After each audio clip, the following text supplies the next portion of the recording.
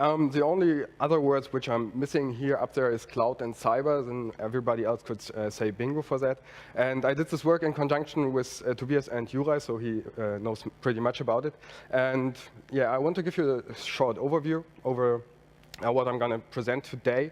It's going to be about cryptocurrency, obviously, and what's make cryptocurrency so special, what's are their features.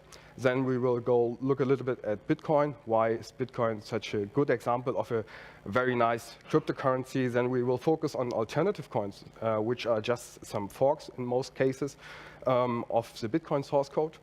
And afterwards, we will look at GridCoin, which is a very nice scheme of a cryptocurrency which introduced meaningful computations into cryptocurrencies. So I did many of this presentation on my own, but all the pictures I used are mentioned in the sources in the last slide, so just you know.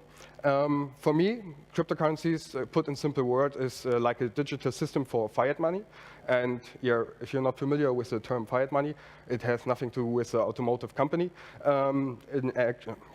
It's actually the current currency we use. And it has some similarities for me to cryptocurrencies. So for example, it has no inherent value, so you cannot do anything with our currency. It's just paper, which is based, which value is based on trust, and it's controlled by governments. That's a little bit of another point for cryptocurrencies. They are most decentralized, but one very important part is you cannot go to the bank with your currency and exchange it to gold. So that was possible in the early years of the last century, but not for now.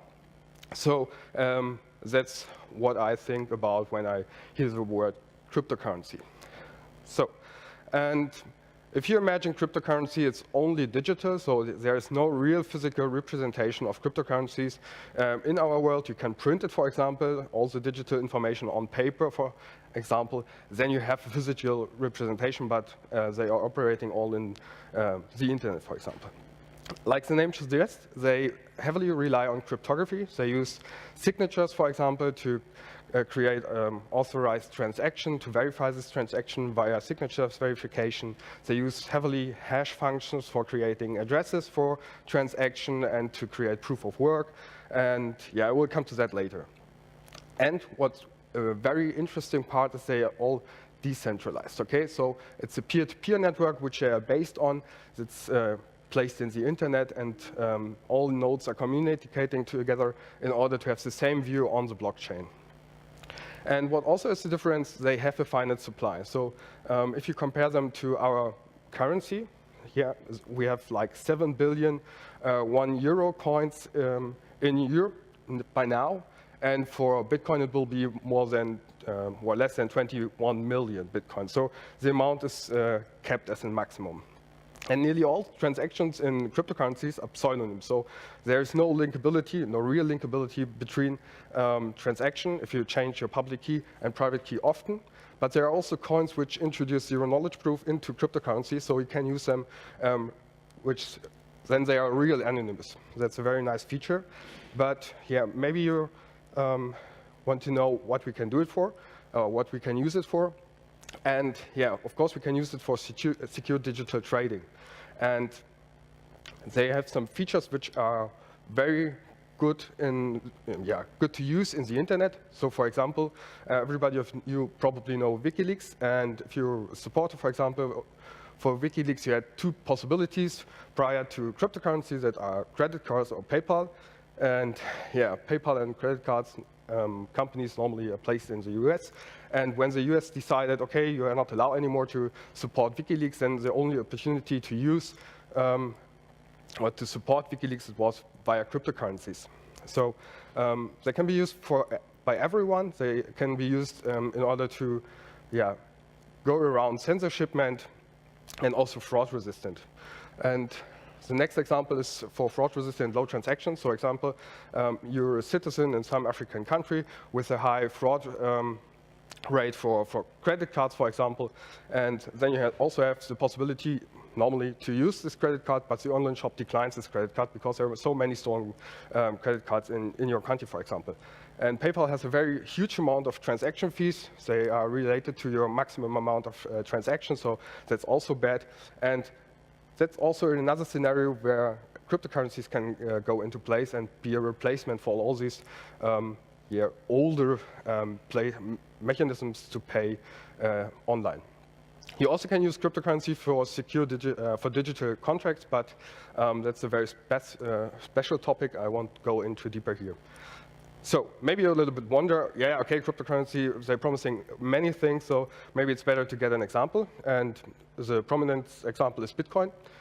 And yeah, cryptocurrency started to be researched, or the first mechanisms for cryptocurrencies are very old in comparison to Bitcoin, okay? The first proposal for untraceable payments, for example, goes back to 1983 from Schaum's untraceable signatures. So in comparison to Bitcoin, it's relatively old. Bitcoin was first proposed on the cryptography mailing list in 2008, and yeah, a few months later, in 2009, in January, the source code and the Bitcoin network went online. And everybody talks, when it comes to Bitcoin, about Satoshi Nakamoto, which is maybe a person, maybe a group. Nobody does really know that. Sometimes, every while, there's someone who claims to be Satoshi Nakamoto, but nobody had a real proof to prove that he is really Satoshi Nakamoto. And it's also going to used soon for trading after the release. And here we have one guy, Laszlo, in 2010. And he offered 10,000 Bitcoins for pizza. And that's the 2 pizzas he got for the 10,000 Bitcoins. And around this time, it was $41. So a reasonable amount for maybe 2 pizzas in the United States. He maybe looks to this trading now because Bitcoin prices reached a little bit. So maybe probably the most expensive Bitcoin pizza ever made. 11 million bucks for 2 pizzas, maybe a little bit too high. So maybe you wonder, how is it possible to get Bitcoins? Okay, you're in your office or on the market, and you wonder, how can I get Bitcoins to pay with them? So there's 3 possibilities for you to get them. First, you can go to exchange places. Don't use empty GOX anymore, but you can use Coinbase for that. And you can buy Bitcoins also by person. So if you have a friend who actually has Bitcoins in his wallet, then you can give him some amount of dollars or euros or your laptop, whatever, and pay the Bitcoin with that. And you also can use in major cities ATMs. So there are real Bitcoin ATMs in major capitals where you can go and pay the price and get the Bitcoin transferred to your address. So when we want to use Bitcoins, we need actually to transact them from one address to another. That's very important mechanism in the Bitcoin world. And I got a very good example from Michael Nielsen's blog. And there we try to, you have to try to imaginary how would you build such an cryptocurrency, okay? And he does it the following way. So imagine money is a bit string, okay? And you want to transfer it from Alice to Bob. You are Alice and you want to say, okay, Bob, I want to pay you 1 Bitcoin, for example. Then you can do that, for example, also. And you have one problem. If a person oversees this transaction, she can just steal the string, change it. So it's not very secure in any way. So what you do, you add digital signatures to it. And then you are sure when Alice provides her public keys, Bob can now see that the signature is generated by Alice. So she had really the intent to transfer 1 Bitcoin to Bob. But there's another problem. When she does it 3 or 7 times or 10 times, Bob maybe think, okay, Alice wanted to transfer more than 1 Bitcoin to me. But when there would be serial numbers in there, then he would see that it's not the case. She would just send the whole time the same Bitcoin to him. And that's the reason why we need serial numbers, in order to distinguish 1 Bitcoin from another. So now we have the intention from Alice sending Bob 1 Bitcoin. We have serial numbers, we have signatures, but we have still another problem, and that's how we can ensure that these serial numbers are unique. And one solution for that is we use the public ledger, and the public ledger is also known as blockchain. So what they do, they collect all transactions done in the whole Bitcoin network in blocks and chain them together. Okay, we have here one block and 3 transactions, and one transaction, for example, transaction 1 was a transaction from Alice, and they are collected and chained together. Okay, and now we have maybe another example of a problem here, and it's called double spending. So here's Mallory. He has a Bitcoin account with 20 Bitcoins in it, and he wants to transfer Alice and Bob the same amount of money, and also he wants to transfer the same amount of money to his new created account too. So when we look from Alice and Bob's perspective of, to the upper blockchain here, we see that the transaction 11 is an unspent transaction. That's how Bitcoins you own are called, unspent transaction. And Alice and Bob see that this transaction 11 belongs to Mallory. So they see, okay, if I get a transaction from Mallory about 20 Bitcoins, then it's a transaction Mallory was allowed to. So when he does this very fast, so we are at block I+2, and he now really fast sent transaction to Alice and to Bob and to his own account, then all parties will think that these transactions were legit. And that's a problem about double spending, because then all these transactions could be collected in one block, and everybody else thinks, okay, that was a legit transaction, and that's called double spending. So how could we prevent that? We use proof of work. And proof of work is one major reason why there's so many energy consumption in Bitcoin, for example, but I come to that later. So proof of work. Proof of work you can imagine as a moderately hard computational problem. Okay, it's not, you can solve it, but it's hard to solve. And if you have a solution for such a problem, then you can append a block to the chain. And the problem looks like the following. You have transaction like before, you have some additional data, and then you have a nonce. And you create a hash about these input data, and if you're familiar with hashes, you know that the output of an unknown input is very high to predict. Okay, it's like a lottery. And we have the inequation here that this value, the hash value, must be lower than the right-hand side. And this right value is called the target. Okay, it's another representation of the target, but you have 7 zeros here, and then you have another string of bytes there. And that's how proof of work is done. And if I give you the genesis block, which was the first block ever generated, you see that the amount of zeros in front of the string is far more lower than the number of zeros we have in the current block. So the number of zeros always increasing, making it harder to produce a hash by using all this transaction and nonces in order to create such a hash. And that's the reason why we have so many computers, graphics cards, FPGAs, and the ASIC trying so many so many hash calculations per second. So why would we do that? Yeah, we get reward for it. So if we find a solution for that, we can append a new block, and the block gets us new reward. And that's creating arrays.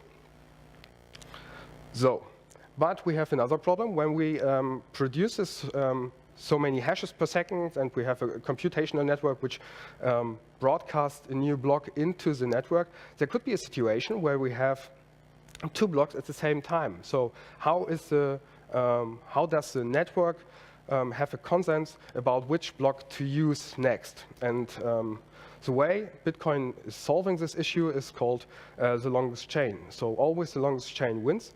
And here it's the blockchain in the lower part. So the upper part with the transaction here are withdrawn or erased. So the blockchain will continue to grow with the soft fork here. And also when we have transaction, you saw that one block is not enough in order to say one transaction is confirmed. So Bitcoin, they say if you have 6 blocks in a row and the block ith, for example, with the transaction 2, and you have 5 further blocks in here, then the transaction is believed to be confirmed in the Bitcoin network. That's for Bitcoin, that's about 60 minutes or 1 hour in order to confirm a transaction.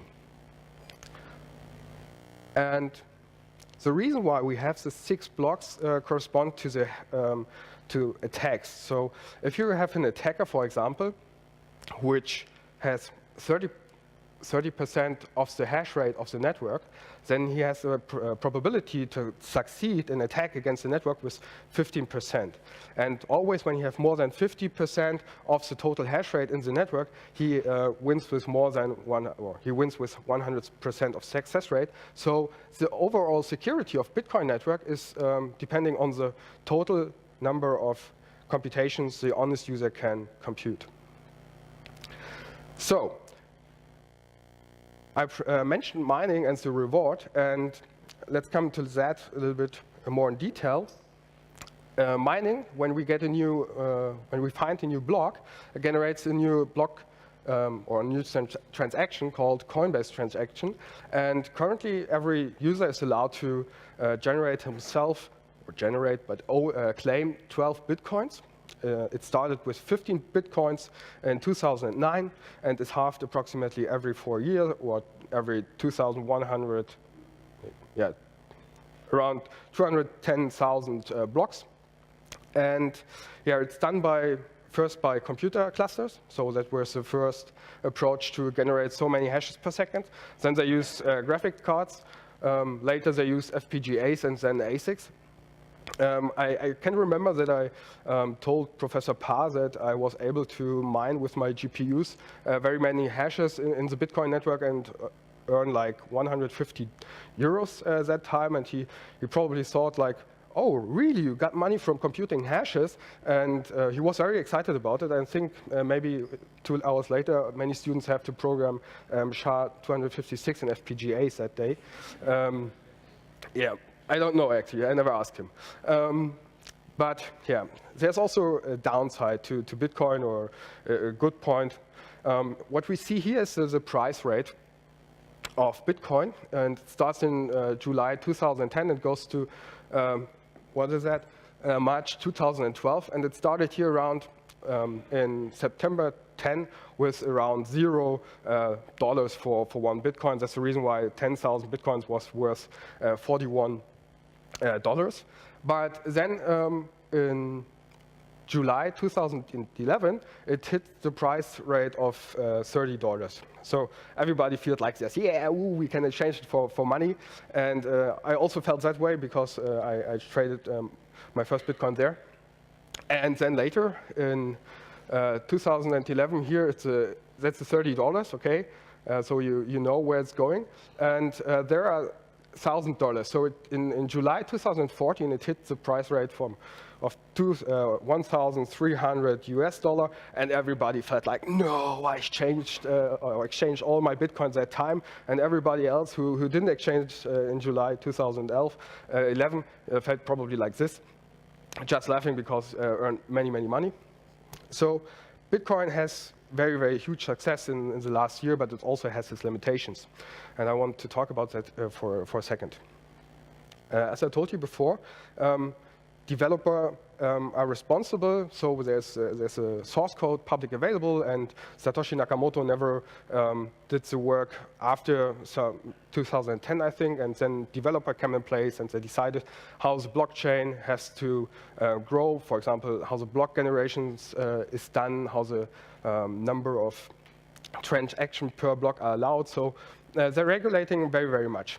And what if you want to change the Bitcoin protocol because you are not satisfied with the current situation?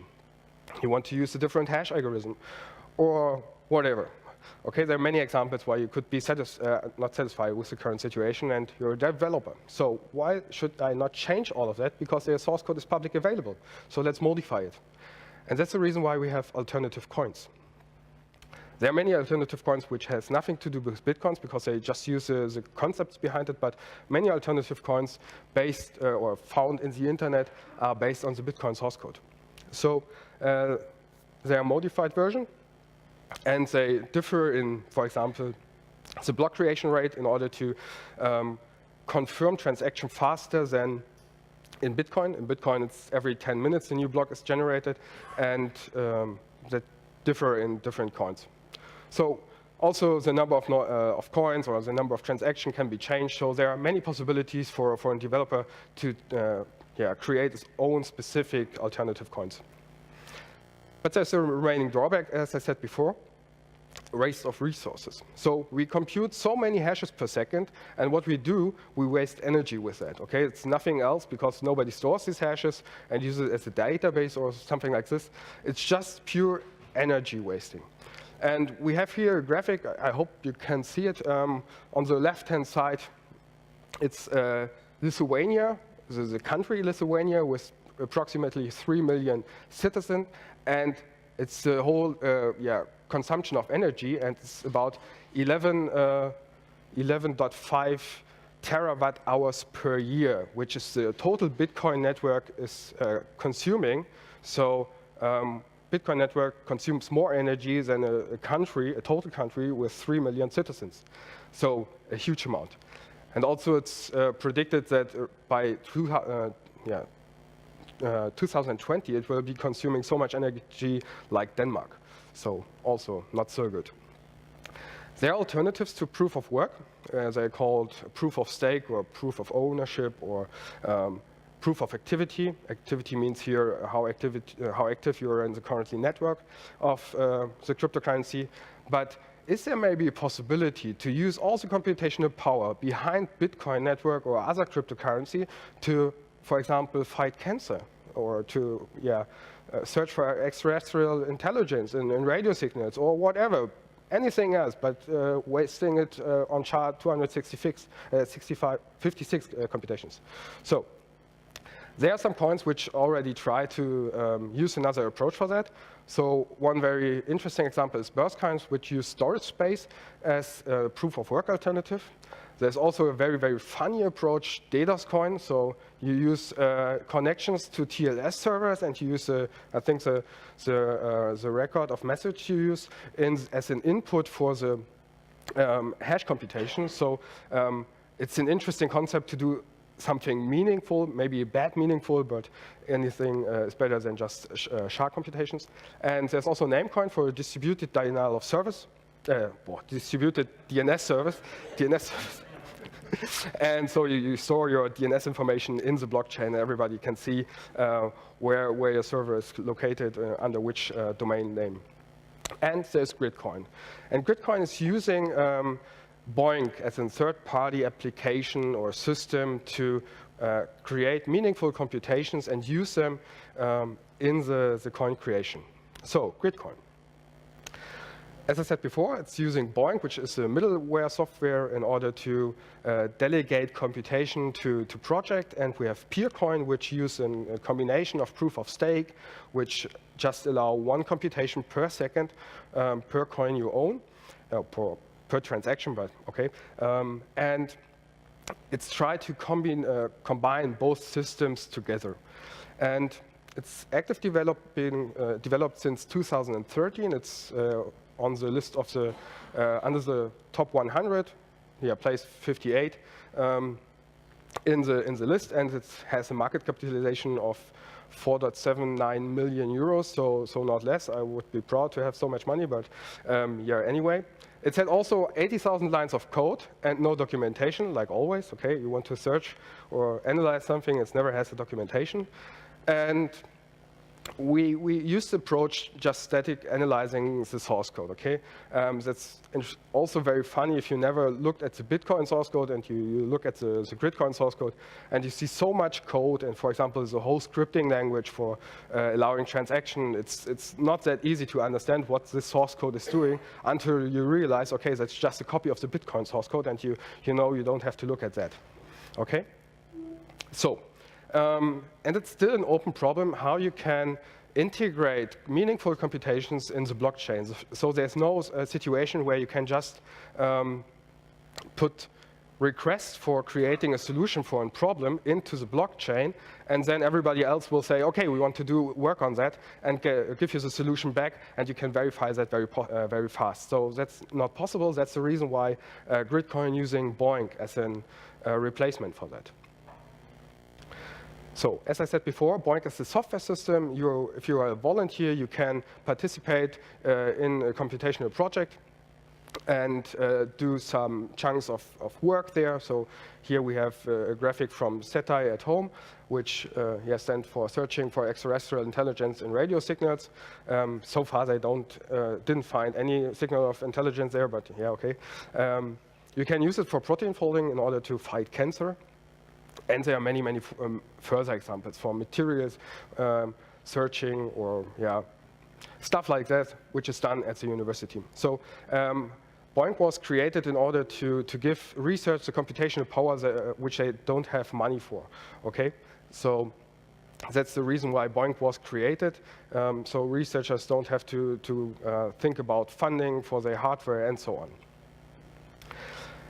Yeah, finding prime numbers is also another example. And if you find the correct solution for a problem you got from the server of the BOINC project, then the volunteers get a reward. It's an imaginary unit called credits. I don't know where they have this date from, but maybe Star Wars. So it's just imaginary. It has no real value. And it's there to create competitions between all these volunteers. And every volunteer is identified via a cross-project ID. So if you're not participating to just one project, so for example, Site at Home or Protein Folding, that's two different projects by two different owners, and you're identified over the project with this cross-project ID. And they use a real secure hashing algorithm, which we all know, and the input is a random number, which is 32 bytes long, and the email address, and the cross-project ID is a resulting hash value. And all the credits and cross-project ID combinations are published on statistic websites online, so you can look them up. And GridCoin thought, okay, why not transform the credits into real coins? So, before we come to the more details about how BOINC was integrated into GridCoin, let's come a little bit more closer, or look a little bit more closer to transaction.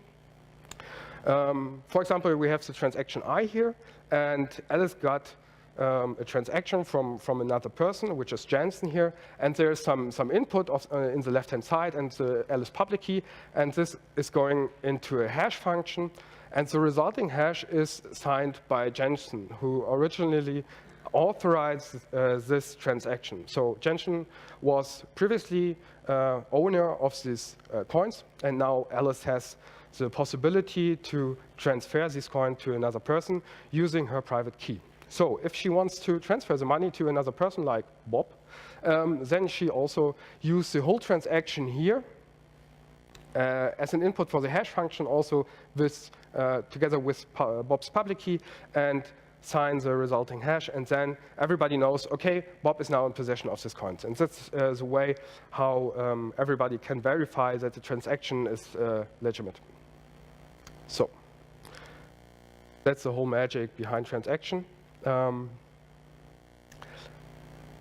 the blockchain, it's the case that we collect all these transactions, but all blocks also have a block header. So all the block headers are concatenated by the previous hash. So we generate the hash of the previous block header, including it into the current block header, and also the current transaction here are combined in a compressing function. The compressing function is just a hash tree, which is called Merkle tree, over all these transactions.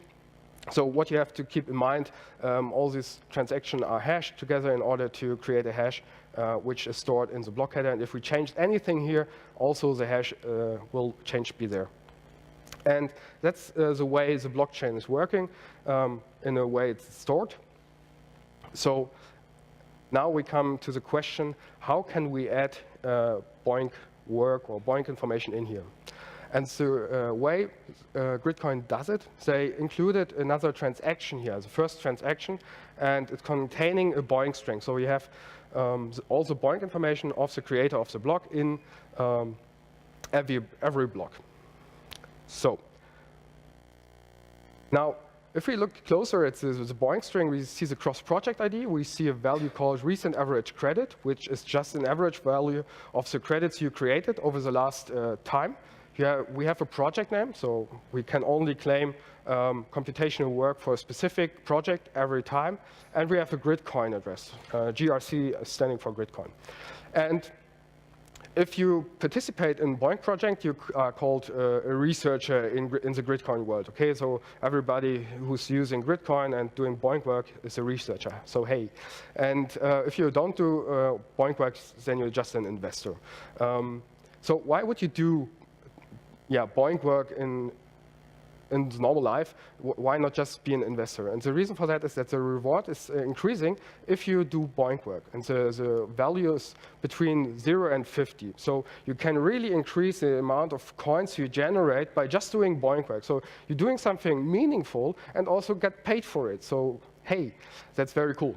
And obviously, the amount of coins you get as an investor is far more lower than you actually can get via the BOINC reward. So, how the block generation is done?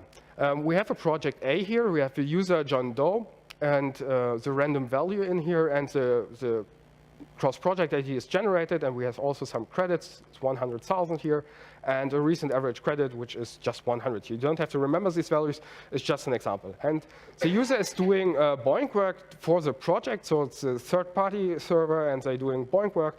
And then we have a statistic website, and the statistic website is crawling all this information, just the cross-project ID, the credit information, RUC, and the BOINC project is stored on the statistic server. And now we have the blockchain, and the user is happy to generate a new block. So he was able to generate a new block, and he creates this block by storing this information in here. And everybody else who wants to verify this information downloads the block when it's got broadcasted and compares these values with the statistic website. Okay, it's a very simple approach in order to verify that this information which are standing there is correct. But you have the problem that you don't know if the creator of the block is really the researcher with the cross-project ID. So you could just copy the cross-project ID and all these public values from the blockchain and generate your own block and claim the reward. So it's possible to steal the reward from the researcher. And so how do you prove that a miner is really a researcher? And GridCoin's solution is called cross-project ID version 2. Okay, a very interesting name for that. And it's also stored in the BOINC string in the transaction. And we look closer to that implementation. And now we come to how to break GridCoin. And we did this by looking at the source code, and it's looking very interesting from a analyzing perspective. So I present it now a little bit more easier to you. So for just a reminder how cross-project ID is generated, we have a random value and the email address.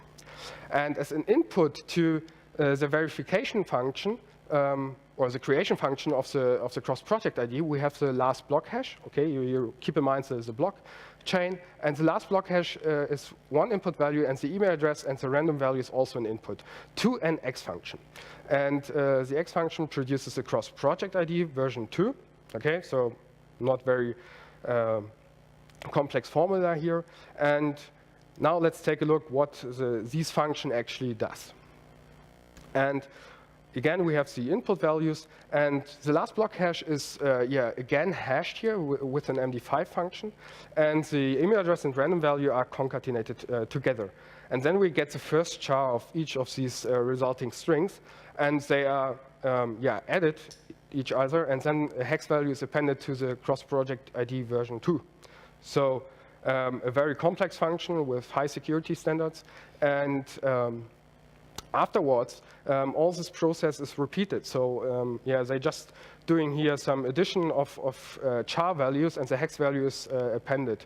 So the function is a little bit more complex, but you get what I want to say here.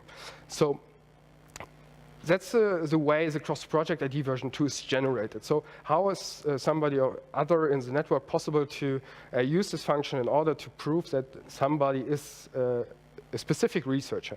And what they're using an epsilon y function here, and creating an MD5 hash about the output of the function, and then they're comparing it to the cross-project ID. So you don't need to be a brainer in order to understand what they're doing here. They're just reverting what they did previously. So they just use changing the input values to the output values and creating the email address and the random value here, hashing all it together, and look if this is the cross-project ID. So it's just pure obfuscation. So very, very interesting to use that in order to prevent reward stealing in a cryptocurrency. And that was the phase we had when we realized what they're doing. So it has the same security as the site got here. And now what we can do, first we can steal all the email address ever used in GridCoin, which is pretty bad if you're looking from a privacy aspect. And you also can still steal the reward of all users or all BOINC users in the GridCoin network. And we are talking here about 5% of the total BOINC work is done by a GridCoin user. So it's not the huge amount, but still in very important value. So now we know how to get money, actually. And we are good researchers, so we try to verify our assumptions. And we did it by creating a victim computer which participates to safety at home via BOINC. We implemented an attacker based on the source code, and we were able to steal 72 GridCoins from our victims. And here on the right-hand side, you see the blocks by height. And for example, here we were able to steal 41,656 GridCoin from our victim, and that's just for one person, okay? If we're doing that to the whole network, we are able to increase our reward heavily. So what did we do? Yeah, first of all, we thought about a fix. We couldn't fix the whole mess up with the privacy of the email address, so that's the email addresses are gone. And we thought about a fix for the second attack. And we did it by using a feature which GridCoin introduced it, but never used it really. So it's some kind of special transaction. So like the BOINC part, it's also a transaction, and it's called beacon. And we use this beacon in order to advertise a public key, which we tie to the cross-project ID. So we want to get signatures into claiming that we are special researchers. So in order to mine some GridCoins, we need to make or advertise a public key via the beacons all together with the cross-project ID. And every time we want to redeem a reward for a block creation, we need a signature for that. So how does the beacon binding of the cross-project ID to a public key works? First, we create a nonce, which is a 128-bit random number. We create an input value, which is based on the hash of the cross-project ID. Here's an E before the cross-project ID, but this is cross-project ID. The public key, and also concatenated with the nonce we generated previously. And the reason why we need this hash function here, it's for hiding the real cross-project ID. So if you're if you see, for example, a transaction which is a beacon in the network, you could try to generate a new block faster and hold back the transaction with the block containing this transaction in order to use this cross-project ID, pin your own public key to it, and then you would still be able to steal reward from this user with a cross-project ID. So we've used it in a hash input. So later, everybody else, when there is a signature with a corresponding secret key and the public key to verify it, you always can say, okay, that's the cross-project ID I used in the hash algorithm in order to pin this two values together. So that's for the first beacon. What is if you want to update your secret key and your public key? Then it's the following way. We chain all these values again together. We're creating a new nonce, the original hash of the cross-project ID, the new public key, the nonce, and sign it with the previous secret key. So that's just an update function. So we responsible disclosed our findings to the developer of OffGridCoin in September last year, and we supply a paper or a document with our findings and the fixes, and we quickly got a response from the developer, and they tried to first test the fixes or the first approaches for the fixes in November last year, and they built in some countermeasures in version 3.5.8.0, 7 here in March 2017, and we have still some problems because not all countermeasures are working, so there's work in progress on it, and we are on it. So what we can summarize of the whole presentation, what did we looked at it? We first looked at cryptocurrencies. We give a short introduction into Bitcoins, how they are working, why they're so famous. We presented why they are alternative coins, what they have in common, and we also looked at GridCoin, presented a simple attack, which was hard to find, and presented a very nice fix for that. And we also hopefully learned something from this presentation. I just assume that. We now know that cryptocurrencies are complex. We know that Bitcoin is the real first year, so it was the first cryptocurrency which has so many features in common that it hit the community very good. So it's also very good understood, and we saw why they are alternative coins, why it's interesting to create your own coin and not just using Bitcoin in order to create some meaningful coins out there. And what you should know after this presentation is that you never trust one cryptocurrency you see out there if it was not analyzed by you or by guys you understood, especially if you take the number of alternative cryptocurrencies into account.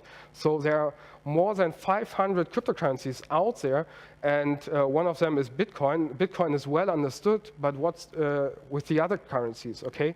If you look at the current market capitalization of the whole cryptocurrency markets, it's a huge amount of money in place there, and people trusting that the cryptocurrencies are so secure as Bitcoin. It's not the case. Okay, like we saw here, that GridCoin really ties together things which shouldn't be tied together.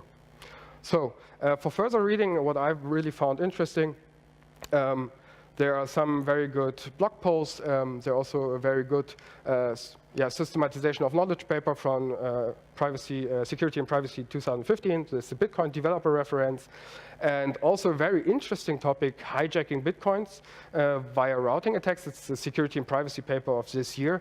It's very good to read about it because it's addressing a vulnerability of the whole Bitcoin network, which was never addressed before or not really analyzed. So that's about all my slides today. I want to especially thank Juraj and Tobias for their help and all my colleagues at the Network and Data Security Chair.